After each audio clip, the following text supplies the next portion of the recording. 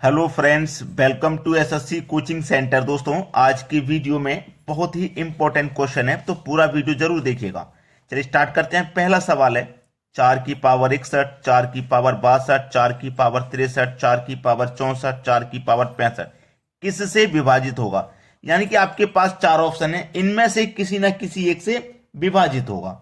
देखिए, अब इसको करने का तरीका यह है कि 4 की पावर देखो सभी में 61 है, सभी में 61 शामिल है ना, तो 4 की पावर 61 आ जाएगी आपकी कॉमन। अब यहां से पूरी 4 की पावर 61 चलेगी तो कुछ नहीं बचा, एक बचा।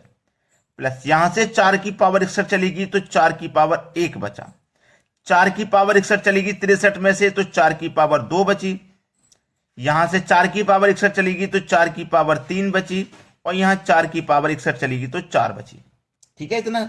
चलो, 4 की पावर 61 कॉमन है बाहर, एक प्लस 4 की पावर 1 का मान 4, 4 की पावर 2 का मान 16, 4 की पावर 3 का मान 64, 4 की पावर 4 का मान 256।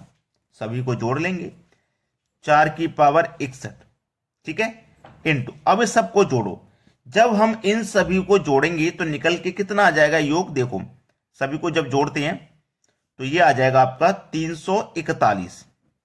ठीक है, 341 आ गया।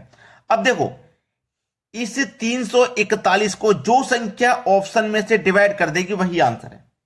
341 को देखो, 3 काटेगा क्या, 3 एक कम 3, 3 एक कम 3 नहीं काटेगा, 5 से भी नहीं कटेगा, 11 से देखो, 11 त्रिका 33, एक बचेगा 11, 11 कम 11, 11 ने काट दिया भाई। सी ऑप्शन बिल्कुल सही जवाब। इस तरीके का कोई भी प्रश्न आपके सामने जब आ जाए तो आपको बिल्कुल भी परेशान नहीं होना है, आसानी से हो जाएगा। अब देखो, यही प्रश्न आपने आसानी से बना लिया और सीख भी गए। ये जो संख्या आती है इसको डिवाइड करना रहता है, ऑप्शन में से जो संख्या डिवाइड कर देगी वही आंसर है।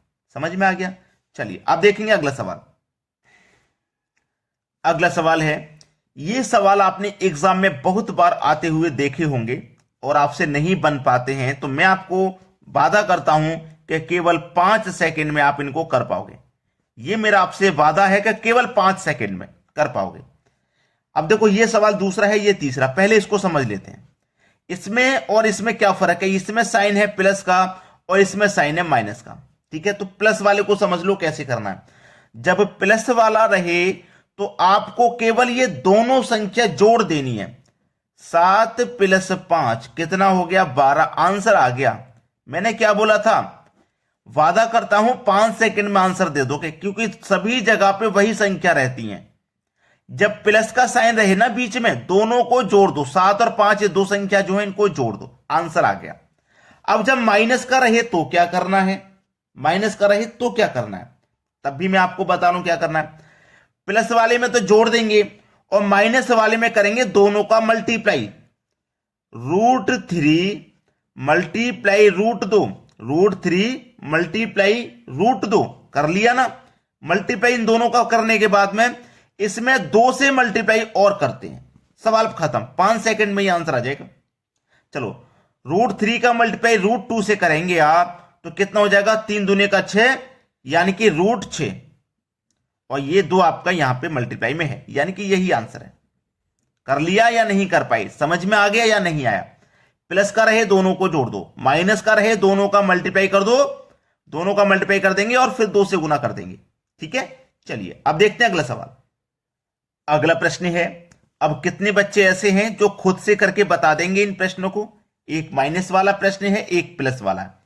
माइनस वाले में मैंने क्या बताया, दोनों का मल्टीप्लाई, यानी कि √3 मल्टीप्लाई √2, यही तो बताया मैंने, √3 मल्टीप्लाई √2, और इसमें क्या कर देते हैं 2 से गुना, तो √3 का गुना √2 से ये हो जाएगा √6, और ये 2 है, आंसर आ गया। अब नीचे इसके एक और सवाल है, प्लस वाला। प्लस वाले में क्या करते हैं, दोनों संख्याओं को जोड़ देते हैं, यानी कि 3 और 2 को जोड़ देंगे, आंसर आ जाएगा 5। सवाल हो गया भाई खत्म। एक बात और, जब हम मल्टीप्लाई करते हैं ना तो रूट को साथ में लेके मल्टीप्लाई करते हैं, और जब जोड़ते हैं तो रूट को साथ में लेके नहीं जोड़ते। ये बात भी आपको क्लियर हो जानी चाहिए। चलिए अब देखते हैं अगला सवाल। अगला सवाल है, यदि x बराबर √3 + 1 डिवाइडेड बाय √3 - 1 व y बराबर √3 - 1 √3 + 1 हो तो x² + y² का मान क्या होगा ये बता देना है आपको। सवाल बस यही खत्म है, कुछ भी नहीं है सवाल में, सवाल हो गया यही खत्म। ठीक है, चलिए अब देखो इसको हमें हल करना है। यहां पे देखो आपसे पूछ क्या रहा है उस पर ध्यान से रखना, x और y का स्क्वायर पूछा आपसे।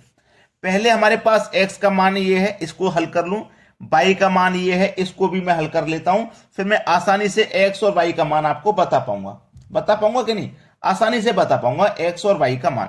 ठीक है, चलो यहां पे मेरे पास क्या है देखिए, √3 + 1 और ये क्या है √3 - 1, √3 + 1 और √3 - 1, ये है मेरे पास यहां पे। अब यहां पे जब मेरे पास है और मुझे x² + y² का मान बता देना है। ठीक है, चलो अब मेरे पास यहां पे देखो ये √3 - 1, ये है √3 + 1। जब मैं इसको सॉल्व करूंगा और देखना यहां पे जो संख्या है वही सेम संख्या यहां पर भी है भाई, जो सेम संख्या यहां पर है वही सेम संख्या यहां पर भी है।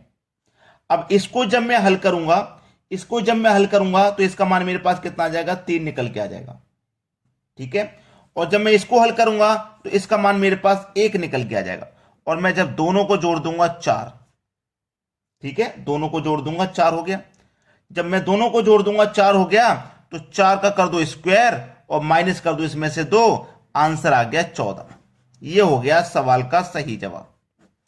ठीक है, यानी कि x और y, x का भी स्क्वायर करना था मुझे, y का भी स्क्वायर करना था, दोनों को जोड़ना था, यानी कि योग दे रखा है, दोनों को जोड़ देंगे, स्क्वायर मैंने कर दिया, आंसर आ गया 14।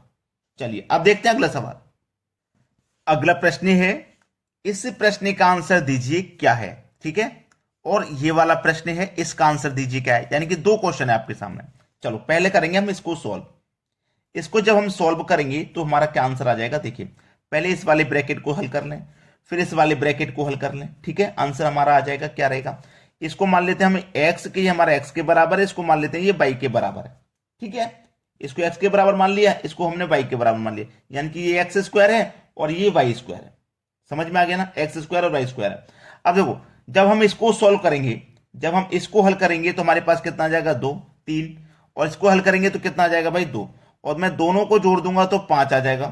ठीक है, यानी कि 5 का स्क्वायर माइनस 2 कर दीजिए आप, 5 का स्क्वायर माइनस 2 आप कर देंगे तो कितना आ जाएगा आंसर, 23। ये हो गया सवाल का बिल्कुल सही जवाब। क्लियर है सभी को, किसी को कोई दिक्कत नहीं। ठीक है, यहां तक किसी को कोई दिक्कत नहीं होगी।